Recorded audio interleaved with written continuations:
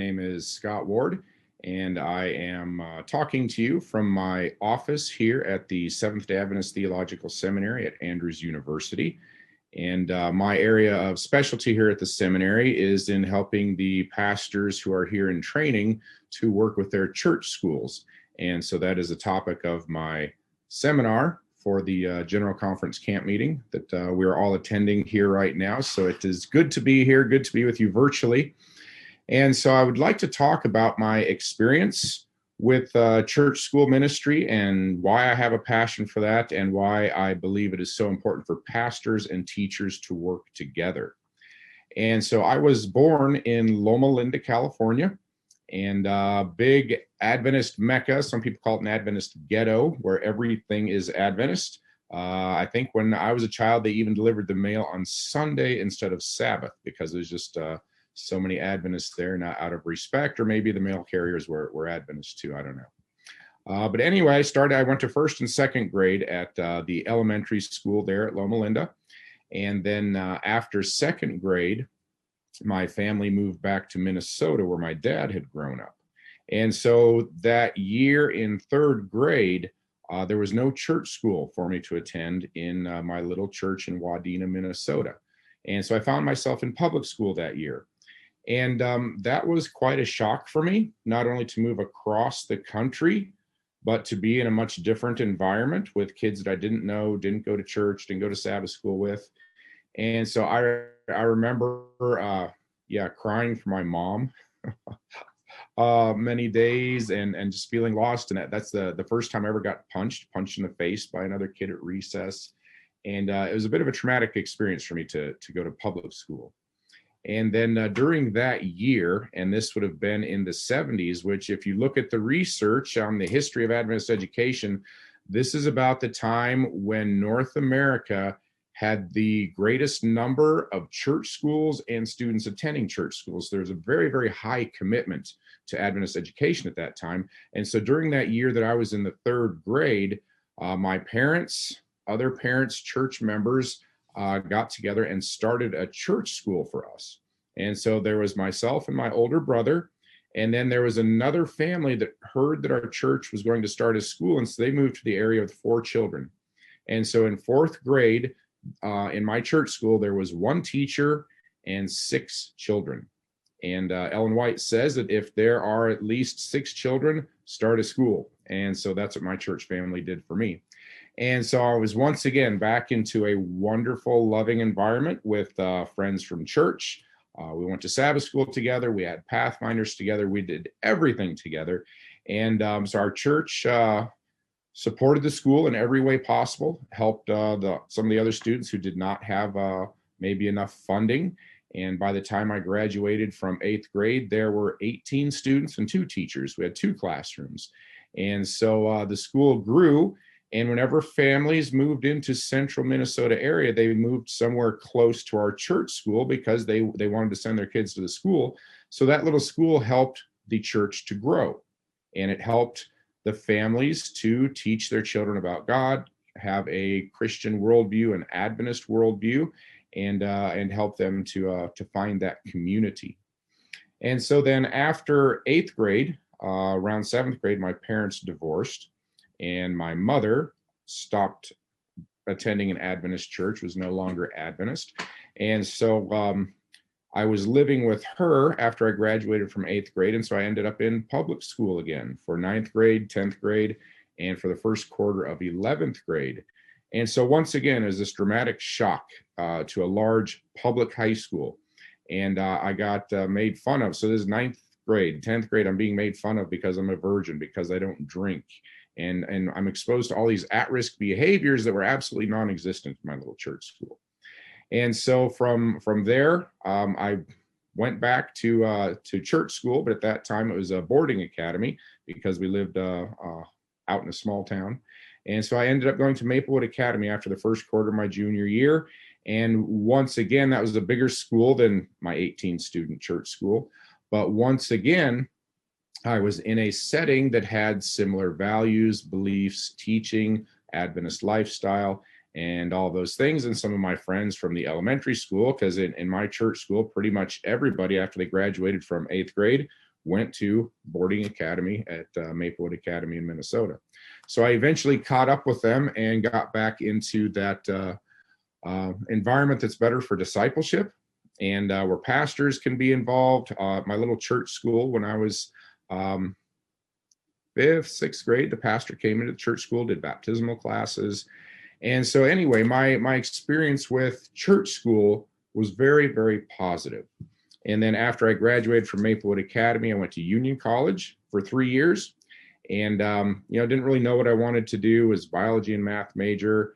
Was starting to question the world, life, all those types of things, and then found myself in public university, into the party scene, a lot of things like that. So my years in Adventist education were definitely the positive years for me growing up.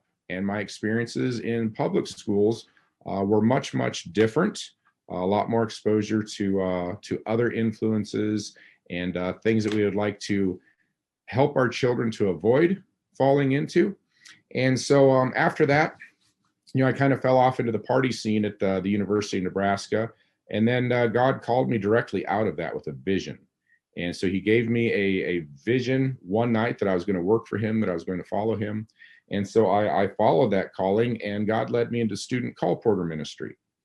And so student call porter ministry was a place where I could learn to have a relationship with Jesus, because I was working for him. And because I was working for him, I needed him.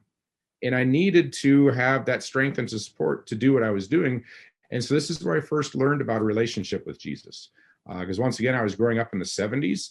And so Morris Venden was just becoming popular then, talking about righteousness by faith, rather than a works orientation that was common in many denominations at that time. And so during the call porter years, I learned to have that relationship with Jesus. But what helped me to accept that vision that God gave me to leave the world was that foundation that I had gained in church school. So even though I'd fallen off into the party scene, was a bartender, a bouncer, doing things that I should not be doing, when I became very unhappy with that and dissatisfied, it was that foundation from my younger years that was primarily laid in church school. Going to church, it's only a couple hours a week. Church school's every day. And so that foundation of singing hymns and having Bible class, and we had MV, missionary volunteers, where we worked on Pathfinder type things at that time. So that laid a foundation in my life. So when I became dissatisfied in the world and with the things that I'd gotten caught up in, I knew there were two directions to go in life. From growing up Adventist, I knew the great controversy, two directions. I ruled out the world. I was miserable with that. So I said, I'm going to go back to what I was taught when I was young in church school and in church and in my home. Value Genesis says the most powerful way to keep kids in church and following Jesus is the combination of the church, the school, and the home working together. And so those three influences laid a foundation in my life. Even though I deviated for a while, they laid a strong foundation that God brought me back to later in life. And so then as a call porter, I was not only going back and revisiting that foundation and finding the next step, which was the relationship with him, which I hadn't caught on to when I was younger. But I found that relationship, and also the student call porter ministries help students to raise money for church school tuition. So the students get all the money that they earned in the summer plus matching funds from their schools. So from my very first beginnings in ministry, I was not only finding a worldview, a passion for outreach, for living your faith, but also for supporting Adventist education.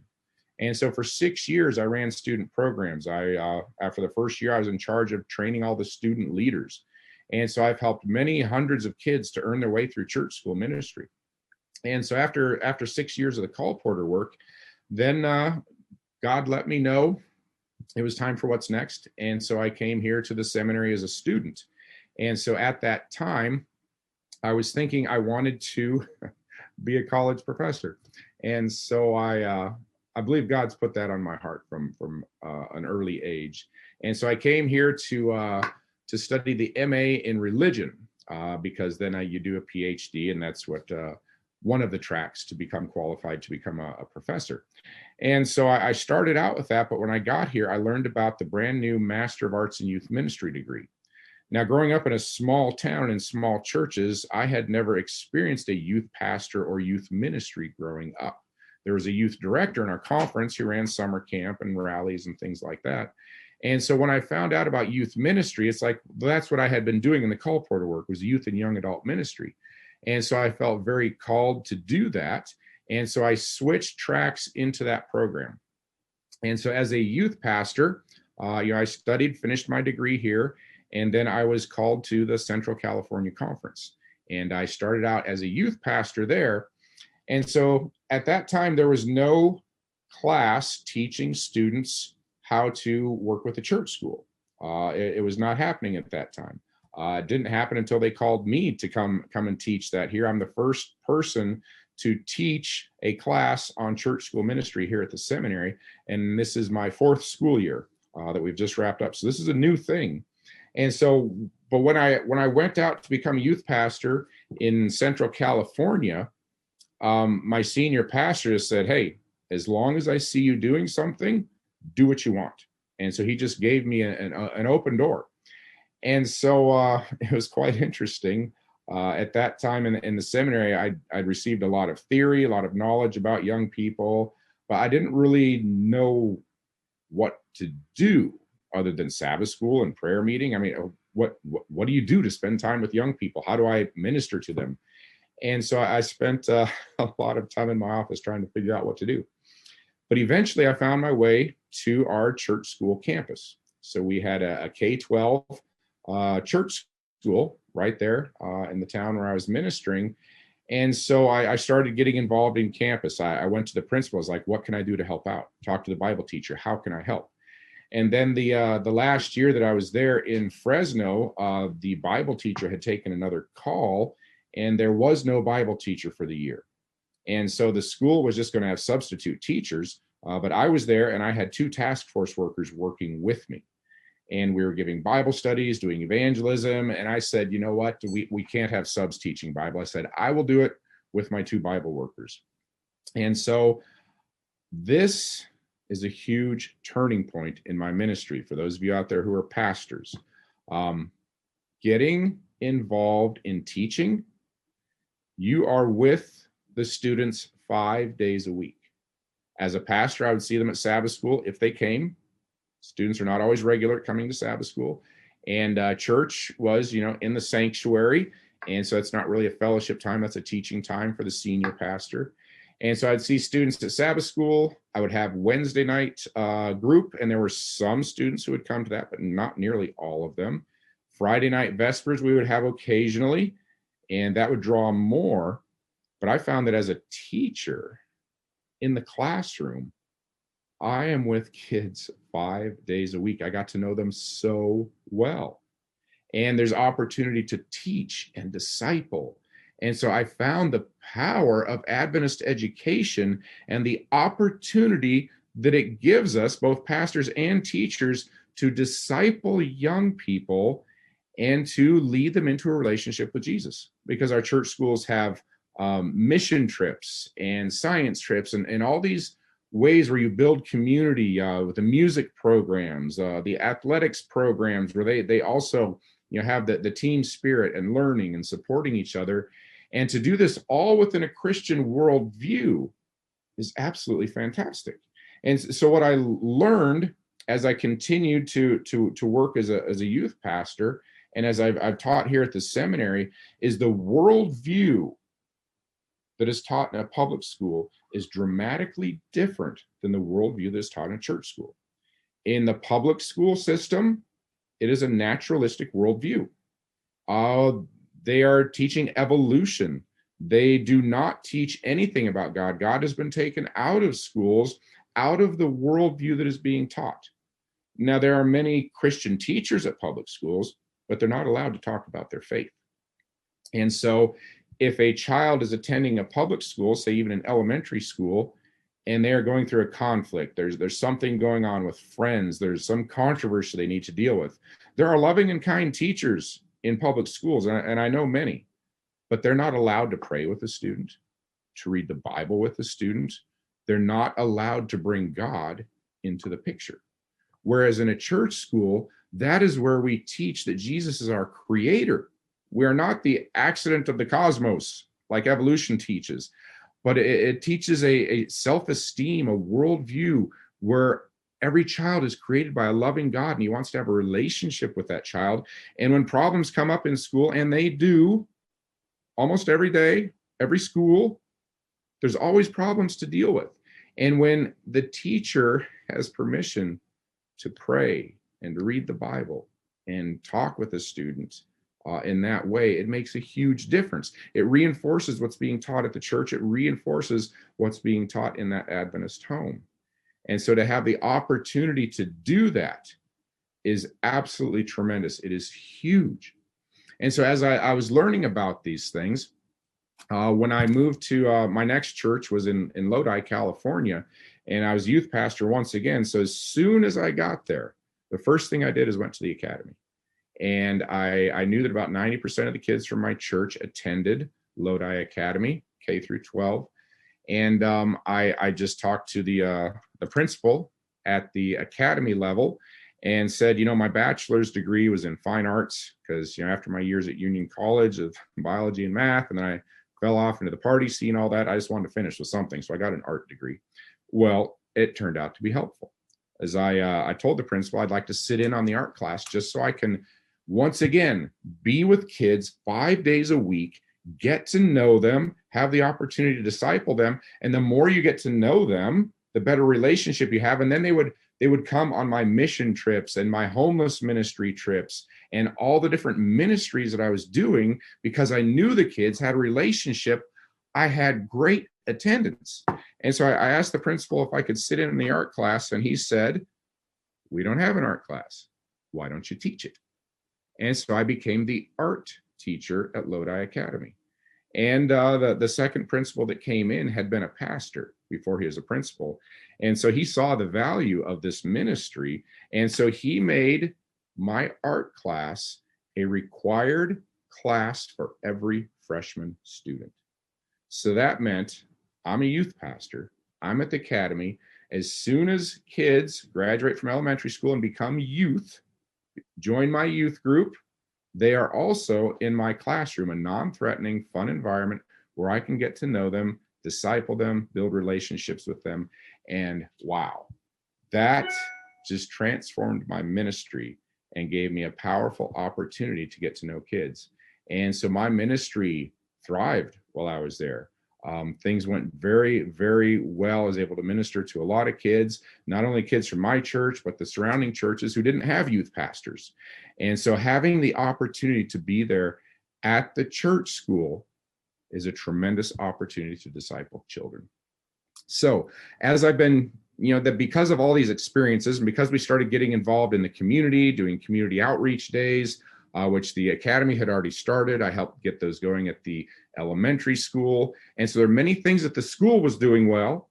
And then I brought in some more things as a pastor, chaplain. And so together, the pastors and teachers working together, we were able to develop some tremendous ministries.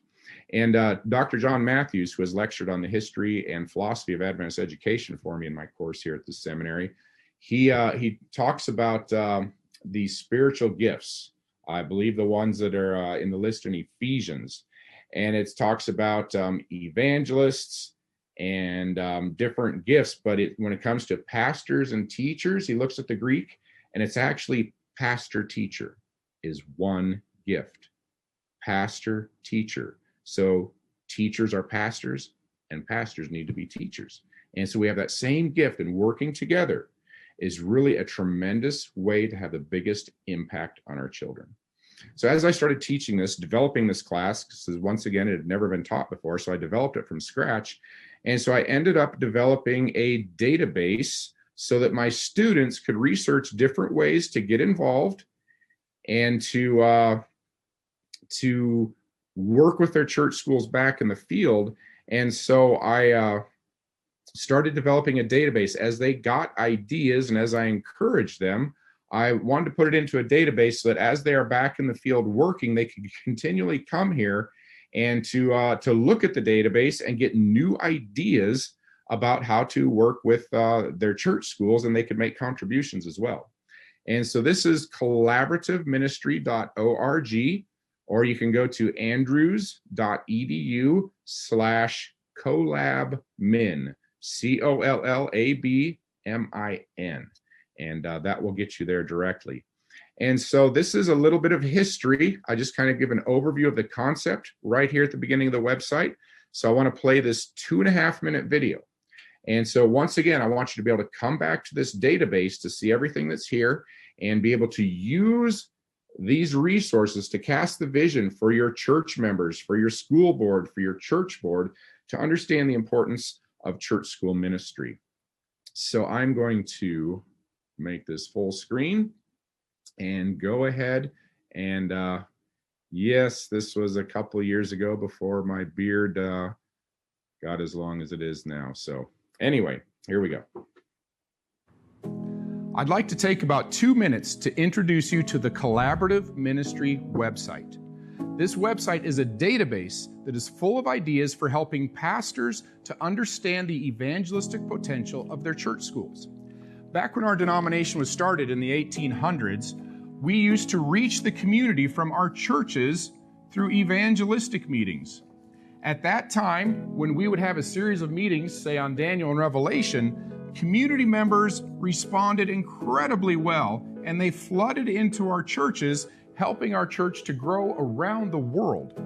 But we are finding that today, in 21st century America, the response is not like it used to be. There are still a few people coming in, but not as many. I believe that is because the culture has shifted. Back in the 1800s was one of the great religious awakenings in North America, and the culture was saturated. I'd like to take about 2 minutes to introduce you to the... There are still a few people coming in, but not as many. I believe that is because the culture has shifted. Back in the 1800s was one of the great religious awakenings in North America, and the culture was saturated with the gospel. Most people were Christians and on fire for Jesus, so our preaching drew huge crowds. But today, we live in a more secular society. And no, people are no longer as interested in going to church. But what we're finding is they're more open to going to a school. So this database is giving lots of ideas how the pastor can reach the community through the school. Start to host your financial peace seminar or your cooking school at the school, because it is a less threatening environment to a secular person than a church is. And so we get involved in the community through community outreach, homeless ministry, highway cleanup, and then we invite people to our school for all these programs that used to be hosted at the church. As we develop this relationship, it gives us a chance to disciple people into the gospel culture that we can create at our church schools. So within the secular culture, create a gospel subculture to reach the community with, and as they come here, we make friends, disciple them. We can then invite them back to our churches to once again hear those truths.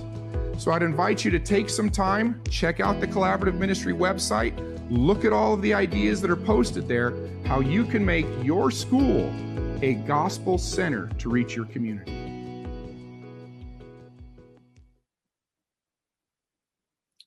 Okay, sorry for the little glitch there in the video. But this is, once I cover the history, philosophy, the current condition of Adventist education in my class, we then go to recasting the vision.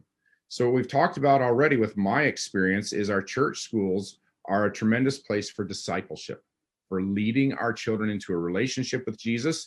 And I'm now recasting a vision. There are many schools that do it I'm going to talk about, but kind of recasting the vision for what our church schools could be about, or should be about, because we have in many ways lost the original vision that was cast by Ellen White. And we've tried to become a lot of different things in order to stay alive, because Adventist education, we have had a decline in the number of schools and number of students over the last number of years. And so we are trying to recapture the original vision, because if we are not truly Adventist, we will never thrive. We can only be our best when we're being who we're created to be. And so this is what Adventist education, schools that are thriving today, are doing. And these are the things that I did as a youth pastor.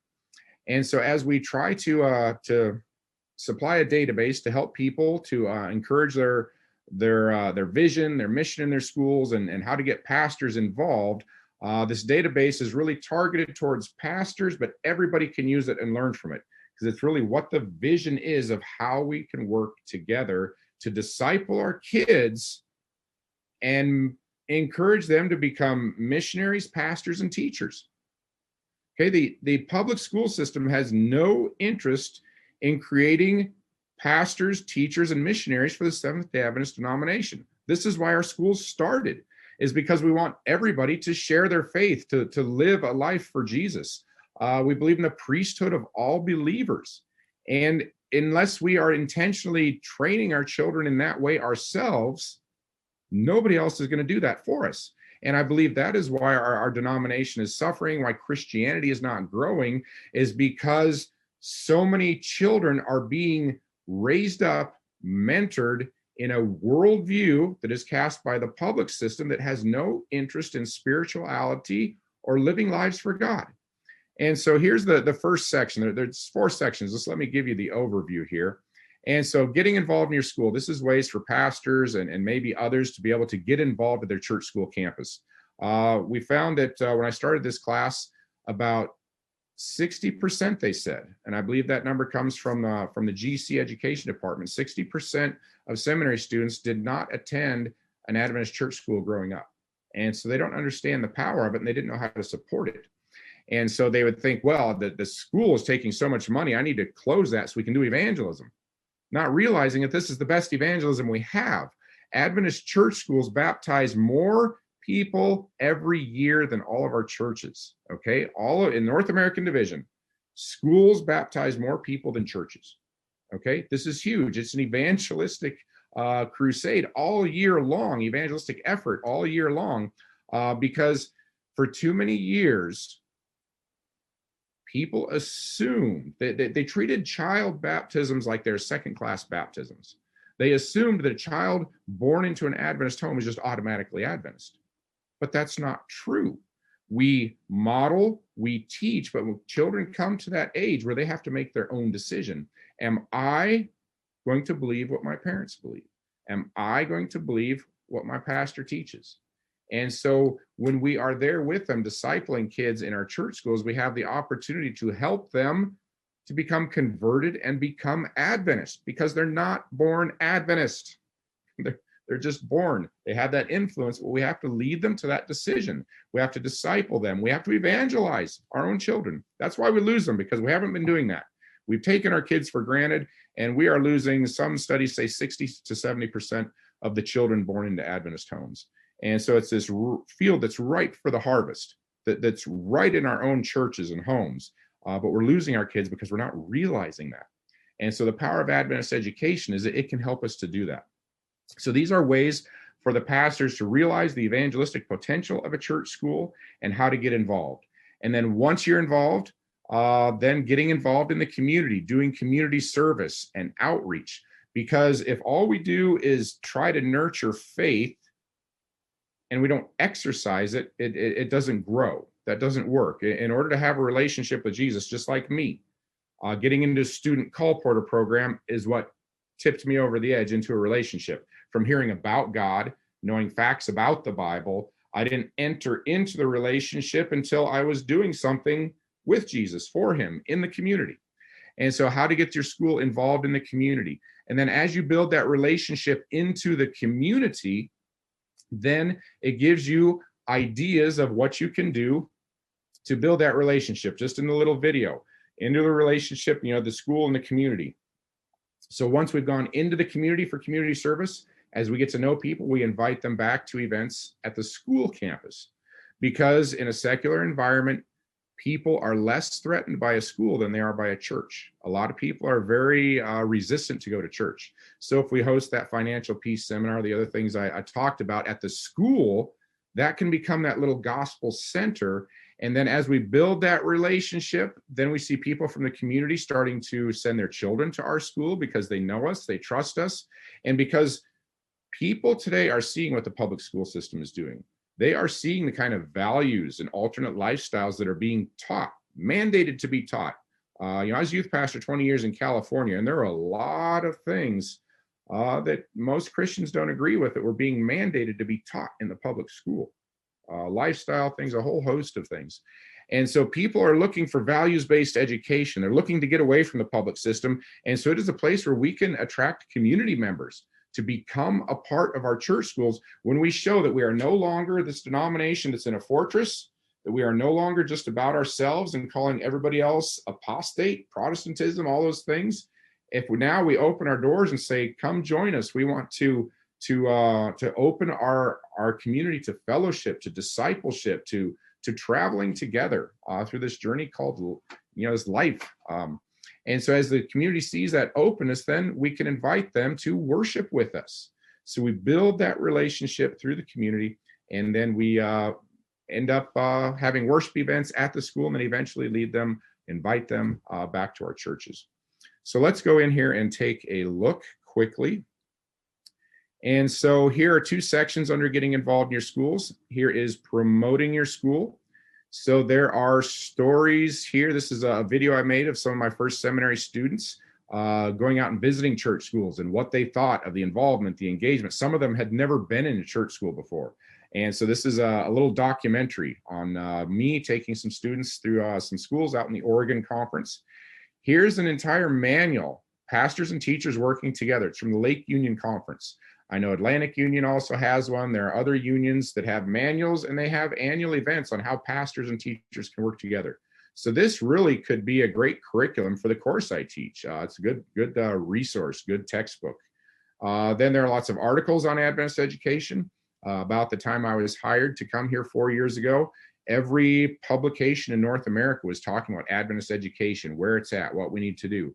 And so there's a list of about 15 of them there that I have my students read every semester, and we talk about where our denomination is recognizing that we are.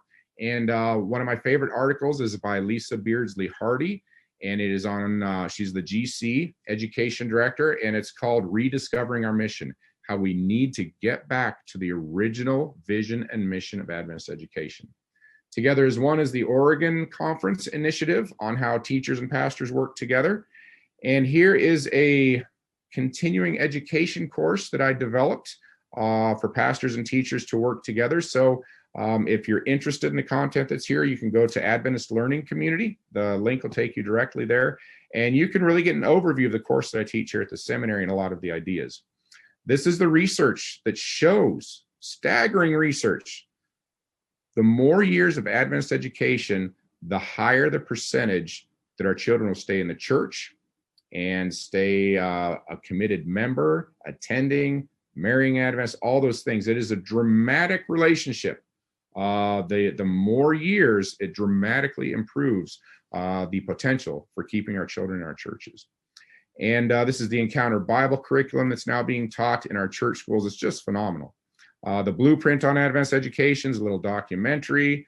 This over here is a sermon that I preached when the pandemic started, and it's on the importance of Adventist education. So if you need about a 30-minute sermon for your church on a Sabbath, if you're still meeting virtually or if you're in person, that's a sermon on the importance of Adventist education. And so these are all resources for casting the vision for Adventist education and for promoting it in your churches and schools. And then here we have the on-campus activities. So it's like, okay, I'm a pastor. What can I do at the church school? I've never attended one. I don't know what to do. I feel awkward.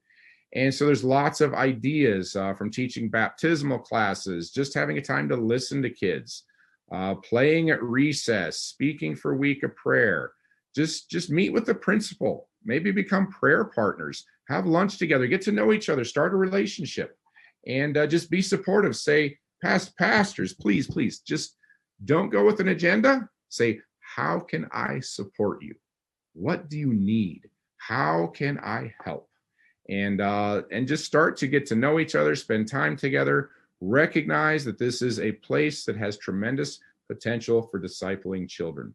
So these are ways to get involved with your school. Once you're involved, then the community care and involvement, from community gardens to the Angel One project to Change Day, Adopt a Highway, homeless ministry. What can you do in the community?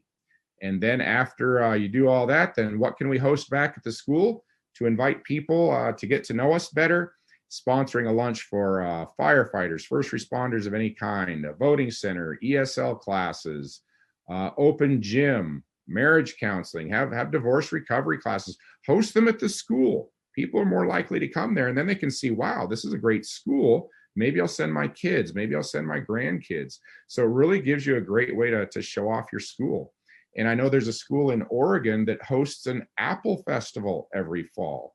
And they get thousands of people from the community on campus for this festival. They've got everything apple, apple pies, apple dumplings, games, fun. And so it's a little festival right there at the church school. In Lodi, we had a pet and hobby fair that had been going on for years before I ever got there. And every grade, every classroom had a game booth and a fundraising food booth. Well, they're all fundraising. The games, you pay to play those too. And so it was a great community fellowship, brought all the Adventist churches together. And then a 5K run for charity was started that brought community members onto the campus for the festival. And so the charitable organization that benefited from that 5K run was never an Adventist organization. It was the women's shelter, the Boys and Girls Club, always something in town, the 180 Teen Center, which is a Christian teen center, always helping something in the community. So we want to be good citizens, teach our children that. As we do this, we're teaching our children to live their faith. If we don't teach them to do this when they're young, they're not going to get it when they're older, probably.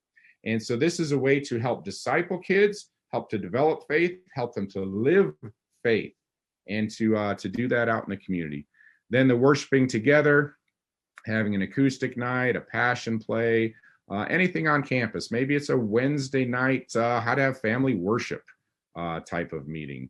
So just different ways to get involved in your church school, to see the value of how this is evangelism, and how the church school will draw young families to your church. It helps people to live their faith, to be active, to be involved.